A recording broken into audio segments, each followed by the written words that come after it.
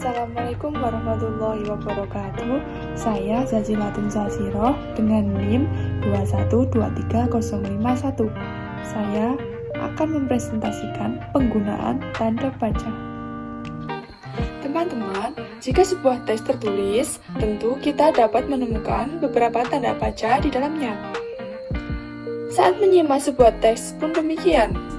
Tanda baca atau puntuasi menurut KBBI adalah tanda grafis yang digunakan secara konvensional untuk memisahkan berbagai bagian dari satuan bahasa tertulis. Dengan tanda baca, kalian dapat menata kata dan kalimat, sehingga maksudnya mudah dipahami. Bayangkan sebuah tulisan tanpa tanda baca. Bagaimana cara kalian memahami bacaan tersebut? 1.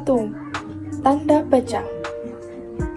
Tanda baca ada banyak, tetapi kita akan belajar 4 jenis tanda baca, yaitu tanda titik, tanda koma, tanda titik 2, dan tanda titik koma.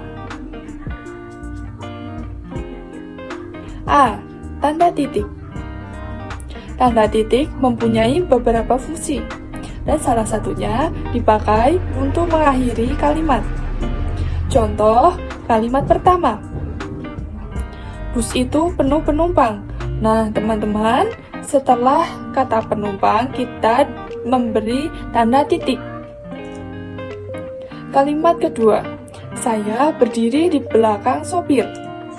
Setelah kata sopir, diberi tanda titik untuk mengakhiri kalimat. B. Tanda koma. Tanda koma mempunyai beberapa fungsi, dan salah satunya dipakai untuk pemerincian 3 unsur atau lebih yang digunakan dalam satu kalimat. Contoh, harga beras, koma, minyak goreng, koma, gula, koma, dan kebutuhan pokok lain. Cukup stabil di pasaran diakhiri dengan tanda titik. C. Tanda titik 2. Titik 2 juga mempunyai beberapa fungsi, salah satunya dipakai di akhir pernyataan yang diikuti dengan pemerincian. Contoh, kami memerlukan alat tulis berikut. Titik 2, 1. Pena, 2. Pensil, 3. Penghapus, koma, dan 4. Peruncing. Ini diberi tanda titik setelah selesai. D. Tanda titik koma. Tanda titik koma dipakai untuk mengganti kata penghubung yang menunjukkan hubungan setara dalam sebuah kalimat. Contoh, hari masih pagi, titik koma, penumpang masih sepi, tanda titik.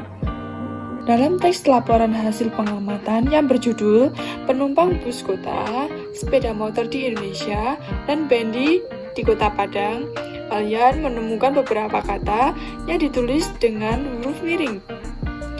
Huruf miring tersebut merupakan kata yang berasal dari bahasa daerah dan kata yang berasal dari bahasa asing atau bahasa Inggris yang belum diserap ke dalam bahasa Indonesia.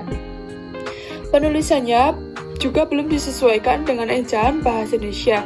Jika kalian menggunakan kata-kata seperti itu dalam menulis, kalian harus menulisnya dengan menggunakan huruf miring.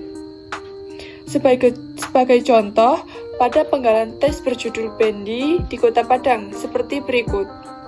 Selain itu, Bendi juga bermanfaat untuk mengantarkan wisatawan menikmati jajanan kuliner di sepanjang pantai Padang, seperti jajanan lengkitang, pensi, kerupuk kuah, pisang bakar, kelapa muda, soto, satay, dan aneka macam seafood.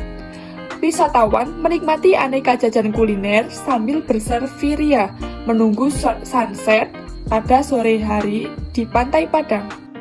Kata yang harus dicetak atau ditulis miring yaitu kata selfie dan sunset.